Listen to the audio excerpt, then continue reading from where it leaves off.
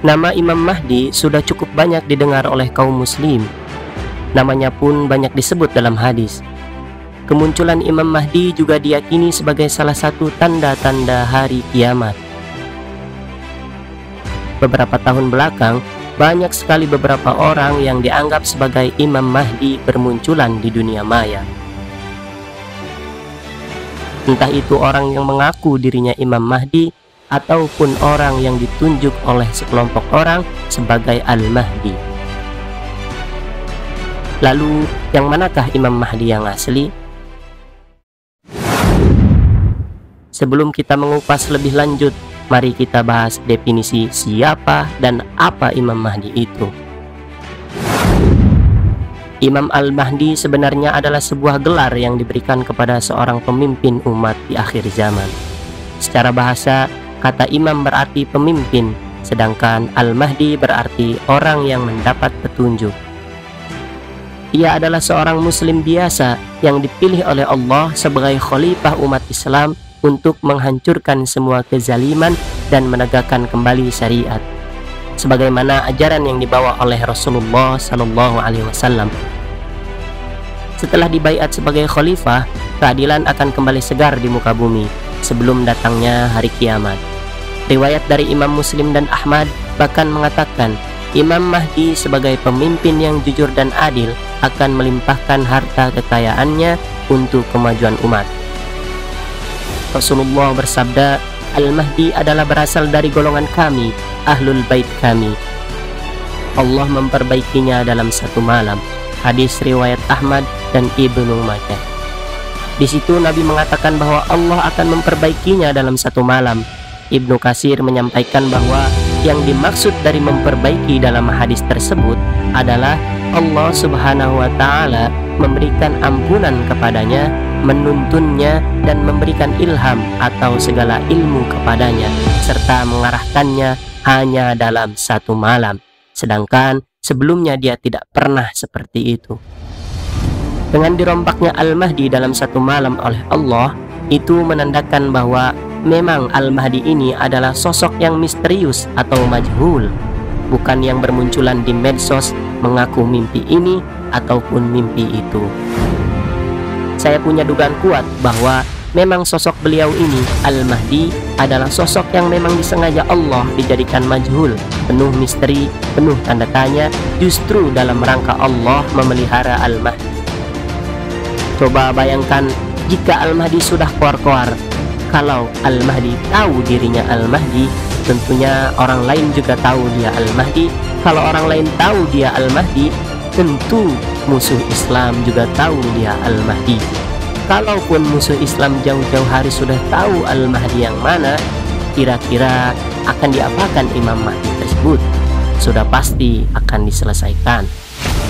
Kalau ada yang sudah menunjuk satu profil Al-Mahdi yang sedang berkeliaran seperti yang sedang heboh yang berasal dari Pakistan, adalah hal yang keliru.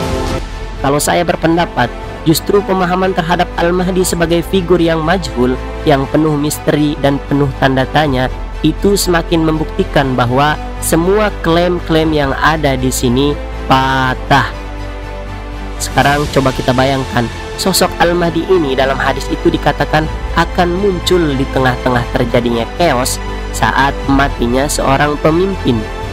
Nabi SAW beliau bersabda, akan ada perselisihan pada saat matinya seorang pemimpin, maka keluarlah seorang laki-laki dari penduduk kota Madinah berlari menuju Mekah. Orang-orang dari penduduk Mekah mendatanginya, lalu mereka mengeluarkan laki-laki itu atau membaiatnya, sedangkan laki itu membencinya, menolak. Dan hadis ini konteks wilayah kepemimpinannya mencakup dua kota suci, Mekah dan Madinah, yang berarti tidak bisa tidak kalau dalam konteks geopolitik sekarang, negara yang mencakup Mekah dan Madinah adalah kerajaan Arab Saudi. Jadi akan terjadi chaos saat matinya seorang raja Arab Saudi. Kemudian seorang laki-laki dari Madinah akan lari menuju Mekah. Mencari apa? Mencari perlindungan. Di mana dia mencari perlindungan? Di Masjidil Haram, atau lebih tepatnya di Ka'bah. Karena ada hadis Nabi mengatakan, barang siapa masuk ke Masjidil Haram, atau ke Ka'bah, dia akan selamat atau aman. Jadi laki-laki ini sadar dirinya itu dalam kondisi bahaya, dia cari perlindungan ke kota suci. Lalu pertanyaannya, kenapa kira-kira dia merasa dirinya dalam keadaan terancam? Yang jelas ada kaitan dengan matinya seorang pemimpin dan timbul chaos. Berarti sedang terjadi gejolak, makanya dia berlindung atau mengungsi menuju Mekah. Tapi yang jelas dia lari menuju ke Ka'bah. Nah, sesampainya di Ka'bah, rupanya ada sekumpulan orang-orang alim dan orang-orang soleh yang jumlah mereka seperti jumlah pasukan perang Badar. Kata Nabi, 313 orang. Dan mereka ini sudah menanti-nanti Al-Mahdi. Setelah mereka pelajari, ini dia ternyata sosoknya. Dan ketika mereka dapati, dia sedang di depan Ka'bah, sedang berdoa. Akhirnya mereka pun bilang dan berkata, "Ulurkan tanganmu, wahai anak muda. Kami ingin baiat sama kamu. Kami akan angkat kamu jadi pemimpin." Al-Mahdi menjawab, "Oh bukan saya orangnya." Bahkan ia sendiri pun tidak tahu. Dan dia terheran-heran, kenapa kok saya mau diangkat? Karena dia tidak tahu jika dirinya Al-Mahdi.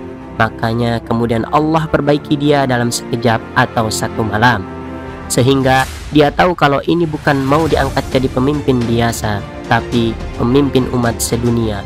Maka dari itu dia menolaknya. Kemudian pertanyaannya, kenapa dia menolak? Mungkin ada beberapa faktor yang membuatnya menolak. Faktor pertama, dia menolak karena dia seorang mukmin sejati. Namanya mukmin sejati tidak punya ambisi kepemimpinan, ambisi kekuasaan. Karena dia tahu hadis Nabi yang mengatakan sesungguhnya jabatan kepemimpinan itu berpotensi jadi sumber fitnah di dunia dan sumber penyesalan dan kehinaan di akhirat. Dia ini menolak dengan keras. Kemudian faktor kedua, kenapa dia menolak? Karena dia tidak tahu bahwa dirinya adalah Al-Mahdi. Kemudian pertanyaannya, kenapa Allah jadikan dia tidak tahu dirinya Al-Mahdi? Karena tadi, kalau dia tahu, pasti orang lain tahu. Kalau orang lain tahu, pasti musuh pun tahu. Kalau musuh tahu, maka bisa jadi ia akan dibunuh jauh-jauh hari sebelum pembaiatan. Ternyata orang-orang yang ingin membaiatnya tidak kalah ngotot. Mereka bilang, kalau engkau tidak terima baiat kami akan pukul tengkukmu. Kalau kamu nolak, kami akan bunuh kamu. Karena mereka pun sadar fitnah sudah sangat dahsyat di dunia ini, sedangkan sosoknya sudah muncul. Akhirnya mereka membaiatnya dan dia dalam keadaan tidak senang, artinya tidak suka. Imam Al-Mahdi dia terpaksa. Hadis mengatakan Al-Mahdi itu dari golonganku, dari anak keturunanku, Ahlul Bait, dan dia Allah akan islah, Allah akan reform, Allah akan perbaiki dia dalam satu malam. Apakah ini maknanya sosok Al-Mahdi itu tadinya banyak dosa, terus Allah terima tobatnya dalam semalam? Tentu bukan. Ini maknanya dia asalnya adalah orang soleh, orang baik, tapi kesolehannya berdiri sendiri, artinya seperti muslim yang taat pada umumnya. Kemudian Allah Ta'ala islahkan dia dalam satu malam. Artinya dia tiba-tiba dibuat menjadi versi upgrade dalam berbagai bidang kehidupan. Bidang leadership, politik, ekonomi, sosial, budaya, dan semuanya. Ibaratnya sosok Al-Mahdi itu tidak perlu ikut pelatihan militer, tidak perlu ikut sekolah hukum, tidak usah sekolah tinggi-tinggi untuk menjadi sosok yang bisa menguasai berbagai hal. Jadi Imam Mahdi ini Allah perbaiki dalam satu malam. Oleh karena itu dari hadis ini ulama mengatakan Imam Al-Mahdi dia tidak tahu bahwa dirinya Imam Mahdi. Saya ulangi sekali lagi, Imam Al-Mahdi dia tidak tahu bahwa dirinya ini kelak akan jadi Imam Al-Mahdi. Dan tiba-tiba dalam satu malam Allah pilih dia, Allah kasih ilham, dikasih petunjuk, dikasih arahan oleh Allah dalam satu malam. Kamulah Imam Al-Mahdi. Lalu kemudian dia baru sadar bahwa ternyata dirinya Al-Mahdi.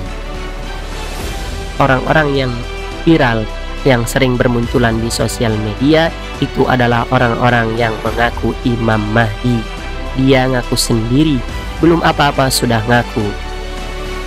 Ditambah ada pengikutnya yang bilang, katanya dia tidak ngaku kok, tapi dia ditunjuk oleh orang-orang dalam video ini bahwa Imam Al-Mahdi ditunjuk di depan Ka'bah oleh 313 orang alim, bukan ditunjuk di sebuah forum atau di negara-negara lain seperti Pakistan atau dan yang lainnya. Sedangkan Imam Mahdi sendiri dia pun tidak tahu, tapi Allah perbaiki dia dalam satu malam. Ini diantara hikmahnya adalah supaya orang-orang tidak mengkultuskan. Itulah hikmahnya kenapa hanya satu malam, bukan terdapat dari mimpi bermalam-malam terus menerus. Ingat, saya ulangi, dalam satu malam, bukan setiap malam dan beberapa malam. Dan satu lagi saya ingatkan, Al-Mahdi itu pemuda yang tegap dan kekar, bukan orang tua seperti kakek-kakek loyo ataupun orang tua yang umurnya sudah renta 50 tahun ke atas.